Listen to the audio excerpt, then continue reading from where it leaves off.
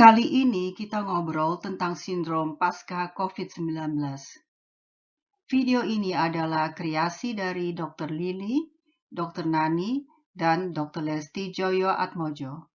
Tapi jangan lupa ya, pencet tombol like, subscribe, dan share. Inti pembicaraan kita adalah kelelahan berlebihan pasca virus.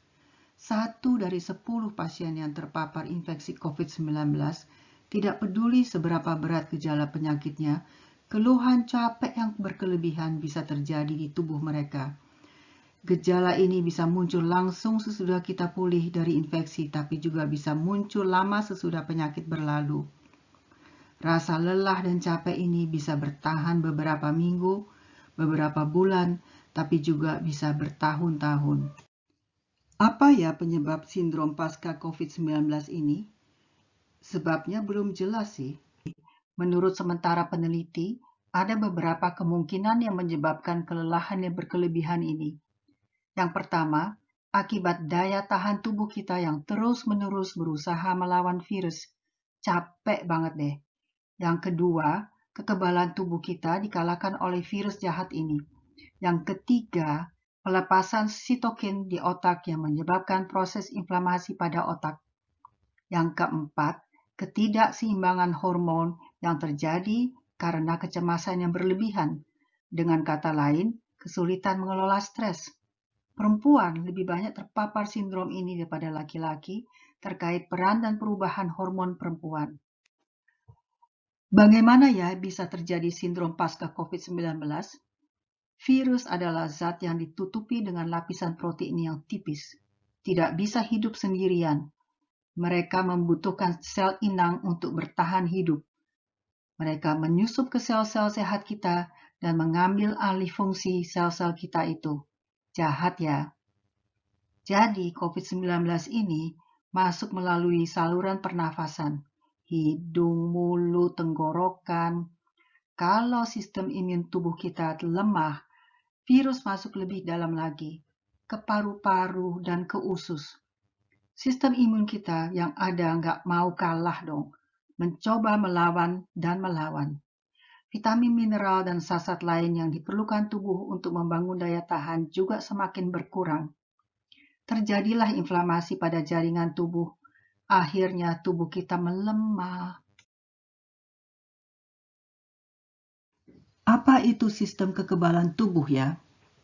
Sistem kekebalan tubuh adalah suatu sistem dalam tubuh yang terdiri dari sel-sel serta produk zat-zat untuk melawan benda asing seperti kuman-kuman, penyakit, atau racun. Sistem kekebalan tubuh kita terdiri dari 3 lapisan. Yang pertama, kulit dan mukosa. Kata lain dari mukosa adalah selaput lendir atau lapisan kulit dalam. Yang kedua, fagosit. Ini adalah salah satu jenis dari darah putih. Virus ditelan dan dihancurkan oleh fagosit ini, terjadilah reaksi infeksi. Yang ketiga, limfosit. Limfosit ini adalah jenis lain dari sel darah putih yang mengenali patogen atau benda asing yang masuk ke dalam tubuh kita dan menghancurkan benda asing ini. Limfosit ini terdiri dari 2 macam sel. Yang pertama, sel T. Sel T ini bisa mengenal dan menghancurkan virus. Yang kedua, sel B. Sel B ini memproduksi antibodi yang menyerang sel yang disusupi oleh virus dan mencoba mengeluarkan virus. Setelah virus dikalahkan, sistem kekebalan adaptif kita, dengan kata lain sistem kekebalan yang didapat, sel T memory, ingat bagaimana virus itu dikalahkan, sehingga pada waktu virus yang sama menyerang tubuh kita lagi, akan terjadi respons yang lebih cepat dan kuat. Akibatnya, virus bisa dihancurkan sebelum gejala peradangan, seperti demam dan lain-lain timbul. Apa ya reaksi atau respons peradangan di tubuh kita? Diameter pembuluh darah menjadi besar, aliran darah menjadi lebih intens, cairan bisa keluar dari dinding pembuluh darah, terjadilah pembengkakan, nyeri, hangat, fungsi tubuh yang terpapar inflamasi jadi menurun. Bagaimana sistem kekebalan tubuh bekerja? Virus masuk ke tubuh kita. Sel-sel imun memberi peringatan dan melepas zat yang dinamakan sitokin. Sitokin ini mengirim sel-sel imun ke tempat di mana virus mendengkam, maka terjadilah peradangan pada jaringan itu. Kita kasih perumpamaan yang sederhana ya. Virus ini kita anggap sebagai maling yang masuk ke rumah orang. Ketahuan nih sama polisi. Polisi mengirim bantuan ke rumah ini masukin maling itu. Terus ada pertarungan di dalam rumah. Rumahnya jadi kacau, berantakan, banyak kerusakan. Aduh, harus dibersihin, diberesi, dibangunin kembali. Capek banget deh. Apa gejala sindrom pasca COVID-19? Terutama merasa sangat lelah yang tidak berkurang meskipun tidur atau istirahat berjam-jam. Selain itu, ada gangguan konsentrasi, sakit kepala, sakit otot-otot dan sendi-sendi, penumpukan cairan, lingkar perut membesar, pembengkakan kelenjar getah bening, depresif, dan lain-lain. Pemeriksaan laboratorium biasanya tidak menunjukkan kelainan. Terapi dengan akupunktur memakai cara pikir akupunktur terintegrasi adalah salah satu langkah yang bisa dipakai oleh pasien dengan sindrom post-COVID-19 ini. Perubahan-perubahan di tubuh bisa dipantau melalui USG. Apa yang bisa dilakukan dengan akupunktur ya? Akupunktur melalui sistem syaraf dan hormon mengatur homeostasis.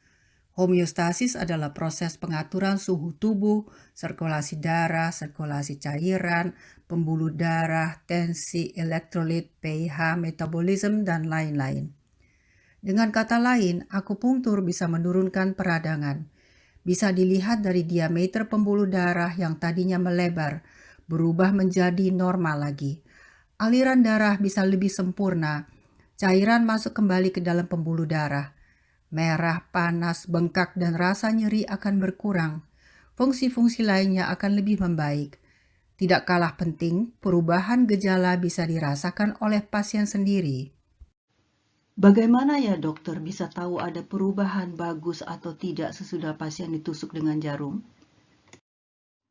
Caranya gini, sebelum ditusuk jarum, dokter harus meraba nadi, melihat lidah, dan menentukan refleksona. Apa itu refleksona? Refleksona itu adalah periksa perut apakah ada yang sakit, yang tegang, atau banyak cairan di posisi-posisi tertentu. Dari situ, dokter bisa mengambil kesimpulan komposisi titik-titik apa yang harus diambil untuk memperbaiki kondisi pasien. Dengan kata lain, dokter akan menentukan strategi yang tepat. Seperti yang bisa dilihat dari gambar-gambar ini, sebelum akupunktur, pasien yang mengalami super lelah, nadinya lemah, cepat, dan tidak teratur. Sesudah akupunktur, nadi lebih kuat, kecepatan berkurang, dan lebih teratur.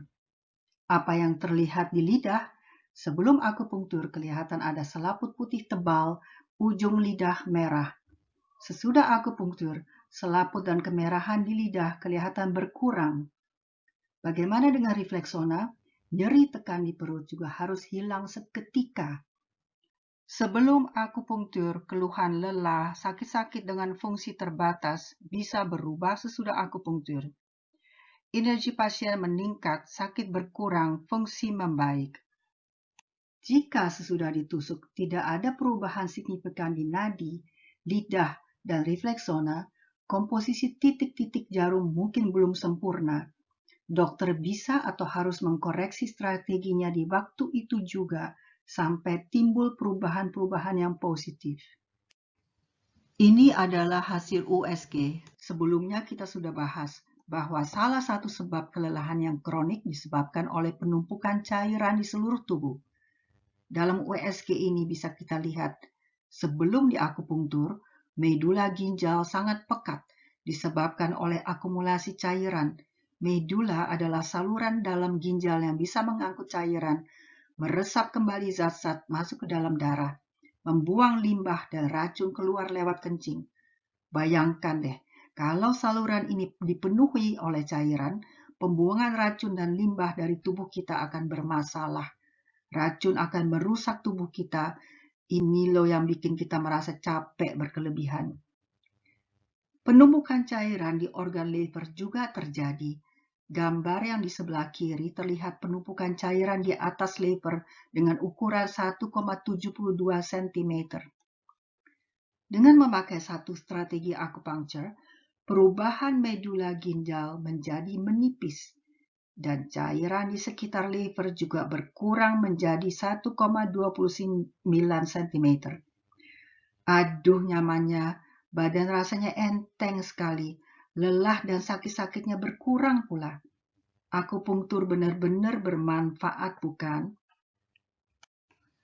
Terapi-terapi lainnya seperti fisioterapi, refleksologi, yoga, meditasi, konsultasi psikolog juga bisa dijalankan.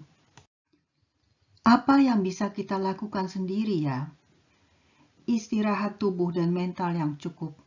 Beraktivitas atau bergerak badan, ini penting banget untuk sirkulasi darah dan cairan. Jangan sampai mereka mandek dan menumpuk di badan kita. Lakukan aktivitas yang ringan, yang menyenangkan, jangan kelamaan, jangan stres. Makan yang sehat, minum yang banyak. Berikan waktu pada diri kita sendiri untuk sembuh. Sabar, tenang, berpikir positif, ikhlas, bersyukur bahwa kita dapat kesempatan pulih dari serangan virus jahat ini. Sering-sering menarik nafas yang dalam dengan berdoa untuk kesembuhan. Bila Tuhan menghendaki, insya Allah kita sembuh.